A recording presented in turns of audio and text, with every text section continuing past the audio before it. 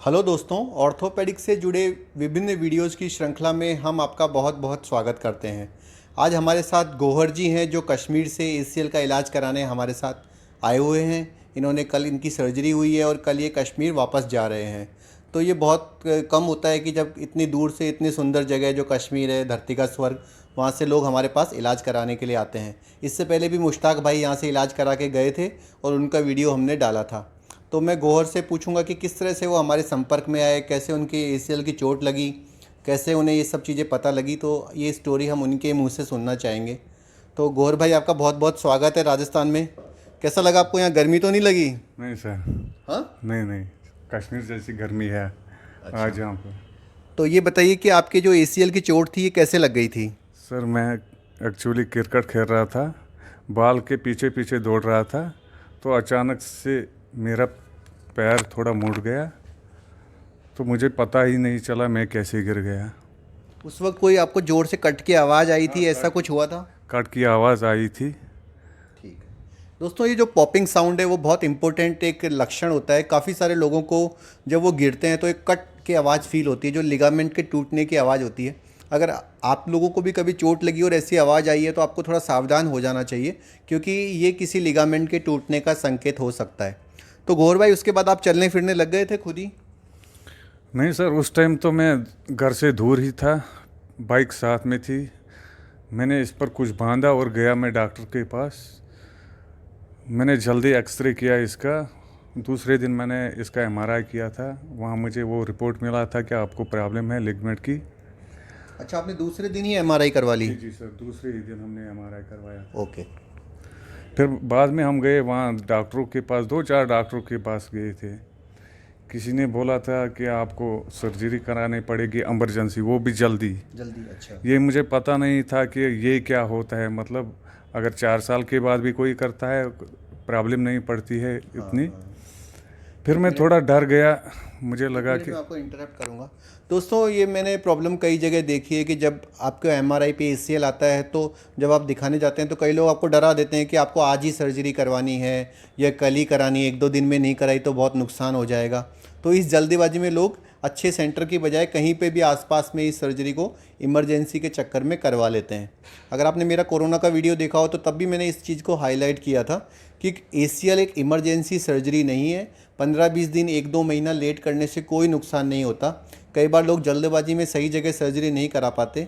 तो इसमें आपको बेस्ट डॉक्टर का चुनाव करना है। जैसे अब इनकी सर्जरी 1 साल बाद हुई है तो ऐसा कुछ भी नुकसान इनको नहीं हुआ है। बस ये आपको ध्यान रखना है कि अगर आपके एसीएल इंजरी हो गई है, उसके बाद रनिंग करना, स्पोर्ट्स खेलना, ज़्यादा दौड़ भाग करना, ये आप मत करिए। पर आप नॉर्मल रूटीन के काम कर सकते हैं। और ये एक प्लान सर्जरी है, इसको आप 15-20 दिन, 1-2 महीना लेट करेंगे तो आपको कोई नुकसान नहीं होगा। बस आपको थोड़ी सावधानी बरतनी चाहिए। तो फिर कैसे, आपको क्या क्या दिक्कत आ रही थी सर्जरी, मतलब इंजरी के बाद में? सर मैं चल नहीं पा सकता था, दौड़ नहीं पा सकता था। मुझे लग रहा था कि मैं अभी गिर जाऊंगा, अगर मैं थोड़ा तेज़ भागूं तो मुझे गिरने का डर रहता था। सीढ़ियाँ उतरने में भी आपको कोई दिक्कत आती थी? जी सर, सीढ़ियाँ उतरने भी में भी और चढ़ने में भी। मैं ज़्यादातर ये इस दाएं पैर का इस्तेमाल करता था। अब आपको हमारे बारे में जो जानकारी थी वो कैसे मिल पाई? जी सर, वो तो मैं जब मुझे चोट लगी तो घर में रेस्ट पर बैठ गया घर में। तो मैंने यूट्यूब पे सर्च किया, बहुत से डॉक्टरों को मैंने देखा, दिल्ली के, यहाँ के भी और के डॉक्टरों को भी मैंने देखा। आपको जब मैंने देखा तो मैं थोड़ा सेटिस्फाइड हुआ आपसे, क्योंकि आप तो पेशेंट के साथ ऐसे मिलते जुलते हो, बात करने का अलग तरीका है। उससे मुझे थोड़ा फील हुआ कि अगर कहीं इलाज मिलेगा तो मुझे वहीं पर मिलेगा। ना तो कश्मीर में भी बहुत डॉक्टर्स है, मगर वहाँ एक्चुअली हमें वहाँ भरोसा ही नहीं रहता है। इसलिए हम इतने दूर से यहाँ आए, जयपुर आए सर्जरी कराने के लिए। तो जब आप जयपुर आए तो आपको कितनी ट्रेन और कितने चेंज करना पड़ा, वो आप हमें बताएंगे कैसे आप पहुँचे यहाँ पे? जी सर, घर से हम गाड़ी में आए जम्मू तक, जम्मू से दूसरी गाड़ी ली हमने स्लीपर दिल्ली तक, दिल्ली से और एक गाड़ी ली वो जयपुर तक बराबर। जब आपका जो ऑपरेशन हुआ, जैसे कल आपका ऑपरेशन हुआ था शाम को, तो आपको मतलब परसों जो आपका ऑपरेशन हुआ था तो आपको ऑपरेशन के दौरान कुछ कैसा रहा आपका जो एक्सपीरियंस था? आपका ऑपरेशन के प्रति कोई डर था तो कैसा रहा आपका एक्सपीरियंस? नहीं सर, थोड़ा तो मैं डरता था। जब मैंने सुना था वो सुई का ज़्यादा मुझे डर था। कमर जो में सुई लगाते हैं उसका आपको डर उसका था? मुझे ज़्यादा डर था। अच्छा। जब मुझे वो सुई लगी तो मैंने देखा मुझे कुछ नहीं हुआ। फिर जो डर था वो तो सब भाग गया था उसी टाइम। ठीक है। कोई आपने दिक्कत टीवी नहीं। पे ऑपरेशन देखा था? मैंने सारा अपना ऑपरेशन देखा, जो आपने किया था वो दिखा भी दिया आपने, वो क्या होता है ये क्या होता है, सब कुछ मैंने देख लिया।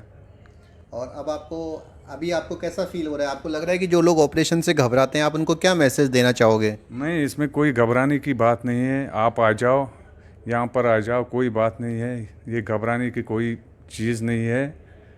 आप यहाँ इलाज कर सकते हो। तो गौहर भाई का अब यहाँ पे इलाज हो गया है और ये कल कश्मीर जा रहे हैं वापस, और हम इनके पूरे सुखद भविष्य की कामना करते हैं।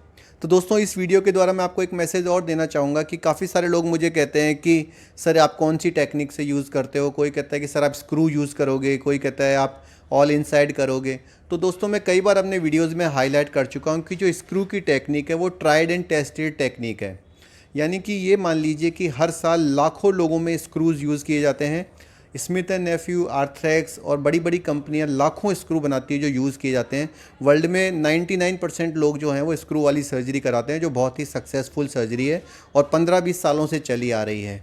उसकी बजाय जो नई टेक्निक्स हैं वो अभी कुछ ही टाइम पहले आई हैं, तो उनके रिजल्ट्स के बारे में हमें पता नहीं है कि वो आज के 4-5 साल बाद कैसे रिएक्ट करेंगी।